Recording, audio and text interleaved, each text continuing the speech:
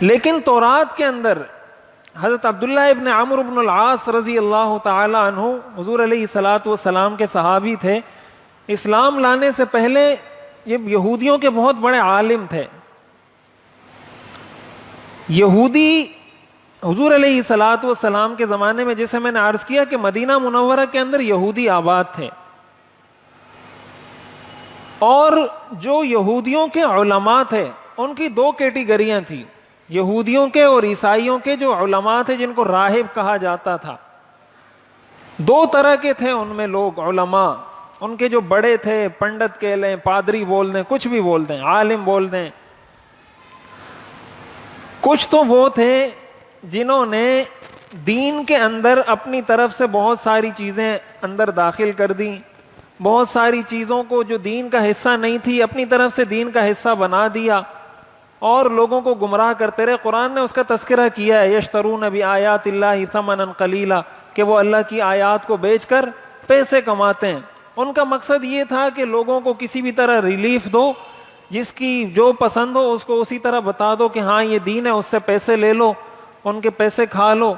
چنانچہ انہوں نے یہ عقیدہ بھی دیا تھا، لیس علینا فی الامیین سبیل، کہ جو جاہل لوگ ہیں، ان پڑھ لوگ ہیں، ان کے اگر ہم پیسے کھاتے ہیں، ان کا مال کھاتے ہیں تو ہم پر کوئی گناہ نہیں ہے. یہ انہوں نے ایک دین کا حصہ بنایا ہوا تھا اس کو، اور پیسے لیتے تھے کبھی صدقے کے نام پہ، کبھی کسی نام پہ، اور ان کو ان کی مرضی کا دین بتاتے رہتے تھے. کچھ علماء وہ تھے یہودیوں کے یا عیسائیوں کے جو حقیقی معنوں میں اسی چیز کو فالو کرتے تھے جو آسمانی وحی کے اندر لکھا ہوا تھا.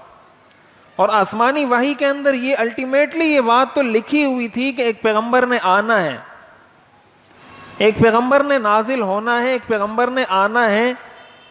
تو وہ بڑی شدت سے اس بات کا انتظار کر رہے تھے، بڑی شدت سے ان کو اس بات کا انتظار تھا کہ وہ پیغمبر کب آئے گا.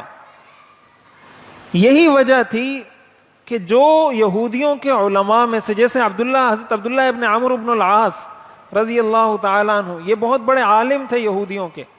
حضرت عبداللہ ابن سلام رضی اللہ تعالیٰ عنہ، یہ بہت بڑے عالم تھے یہودیوں کے. یہ حضرات مسلمان ہوئے، حضور علیہ الصلوۃ والسلام پر ایمان لائے، اور لوگوں نے ان کو بہت تنگ بھی کیا، ان کو پریشان بھی کیا، پروپیگنڈا بھی کیا. ایک عام آدمی کے لیے اپنا دین تبدیل کرنا اتنا مشکل نہیں ہوتا جتنا ایک پادری کے لیے ہوتا ہے. ایک بڑا آدمی، ایک عالم، ایک مذہبی پیشوا اگر اپنا مذہب تبدیل کر دیتا ہے تو ظاہر ہے اس مذہب کے فالوورز اور اس کے پیروکاروں کے لیے بہت بڑا امتحان ہوتا ہے. یہ خود اس شخص کے لیے بھی امتحان ہوتا ہے. امتحان اس لیے ہوتا ہے کہ جب آپ اپنا مذہب تبدیل کریں گے، ابھی تو آپ یہودیوں کے یا عیسائیوں کے پوپ ہیں، ان کے پادری ہیں، ان کے عالم ہیں، لوگ آتے ہیں تو کوئی آپ کو کچھ بولتے، مطلب آپ کو بڑی ایک عزت احترام کی نگاہ سے دیکھا جاتا ہے. جب آپ نے اسلام قبول کیا، آپ کا تو وہ سارا سٹیٹس ختم ہو گیا. اب تو آپ ان کے مذہب میں آپ کی کوئی حیثیت ہی نہیں رہی، بلکہ وہ آپ ان کے دشمن بن گئے. اب ظاہر ہے اس دنیاوی سٹیٹس کو ہر کوئی داؤ پہ نہیں لگا سکتا.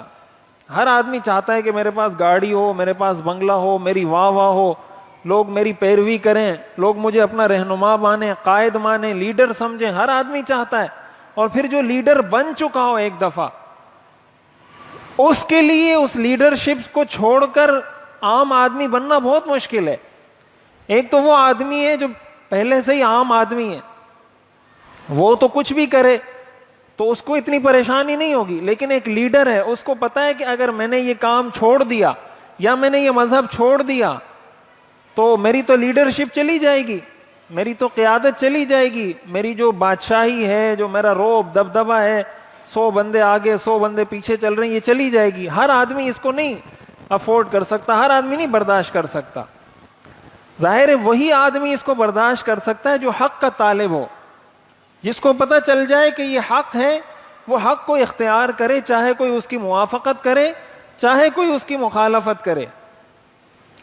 تو یہ وہ حضرات تھے، حضرت عبداللہ ابن سلام، حضرت عبداللہ ابن عمرو بن العاص، جو یہودیوں کے بہت بڑے عالم تھے.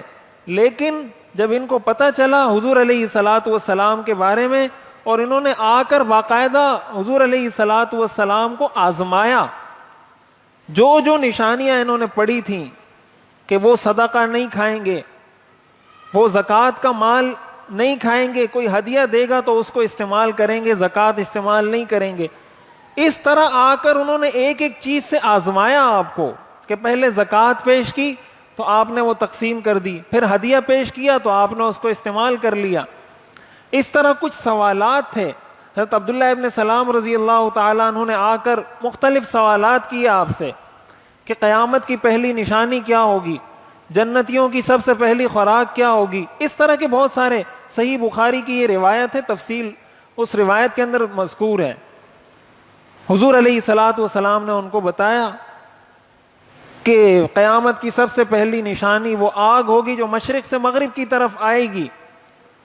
پھر انہوں نے پوچھا کہ جنتیوں کی سب سے پہلی خوراک کیا ہوگی؟ آپ نے فرمایا مچھلی کے دل سے، مچھلی کا جو جگر ہوتا ہے اس سے جنتیوں کی ان کو پہلی خوراک پیش کی جائے گی۔ اس طرح اور سوالات کیے، حضور علیہ الصلوۃ والسلام نے جب جوابات دیے تو عبداللہ ابن سلام نے فرمایا کہ یہ وہ سوالات ہیں جس کے جواب سوائے اللہ کے پیغمبر کے کوئی نہیں دے سکتا۔ حضور علیہ الصلوۃ والسلام نے جوابات دیے ان کو۔ تو حضور علیہ الصلوۃ والسلام کے بارے میں خلاصہ کلام یہ ہے کہ حضور علیہ الصلوۃ والسلام کے بارے میں تورات کے اندر بھی اور انجیل کا تو میں نے آپ کو خود تذکرہ کیا کہ سورۃ الصف میں اللہ تعالیٰ نے خود اس کا تذکرہ کیا ہے کہ حضرت عیسیٰ علیہ السلام نے خود کہا تھا، اور قرآن نے اس کا تذکرہ کیا ہے کہ تم نے اس کی پیروی کرنی ہے۔ ان دونوں کے اندر اللہ تعالیٰ نے حضور علیہ الصلوۃ والسلام کا تذکرہ کیا ہے۔ اب سوال یہ پیدا ہوتا ہے کہ جب تذکرہ تھا اور وہ جانتے تھے تو پھر اسلام کیوں قبول نہیں کرتے تھے؟ علماء جو تھے، علماء بھی سارے علماء نہیں، جو حق پرست علماء تھے، جیسے میں نے عرض کیا دو کیٹیگریز ہوتی ہیں، جو حق پرست علماء تھے کہ انہوں نے حق کی پیروی کرنی تھی، وہ آئے، انہوں نے اسلام قبول کر لیا۔ عبداللہ ابن سلام رضی اللہ تعالیٰ عنہ نے اسلام قبول کیا، حضرت عبداللہ ابن عمرو بن العاص نے اسلام قبول کیا، سارے یہود کے بڑے بڑے عالم تھے یہ۔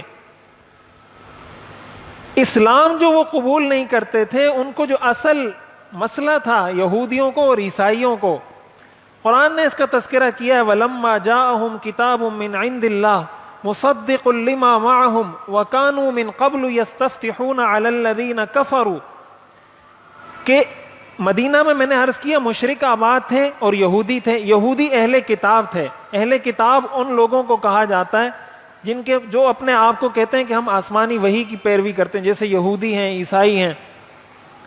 یہودی مشرکوں سے یہ کہتے تھے کہ ایک پیغمبر آئے گا اور جب وہ پیغمبر آئے گا ہم تمہارے ساتھ جنگ کریں گے اور جنگ میں تم پر فتح حاصل کریں گے۔ یہ قرآن نے ذکر کیا سورۃ البقرہ کے اندر، فَلَمَّا جَاءَهُم مَّا عَرَفُوا، جب وہ پیغمبر آ گئے جس کو یہ جانتے تھے کہ یہ وہ پیغمبر ہے، کفروا بھی، تو اس کا انکار کر دیا۔ خلاصہ کلام یہ ہے کہ حضور علیہ الصلوۃ والسلام کا تذکرہ، اور بھی بہت ساری چیزیں عرض کرنی تھی لیکن ابھی وقت نہیں ہے۔ حضور علیہ الصلوۃ والسلام کا تذکرہ تورات میں بھی تھا، حضور کا تذکرہ انجیل میں بھی تھا، اس کا ذکر قرآن نے بھی کیا ہے اور اس کا ذکر تورات اور انجیل میں بھی موجود ہے۔ اب اگر کوئی شخص حق کا طالب ہو، حق کو سمجھنا چاہتا ہو، تو وہ ضرور اسلام کو جب پڑھے گا، اس کو سمجھے گا، حضور کی شخصیت کا مطالعہ کرے گا تو ضرور اسلام کے قریب آئے گا۔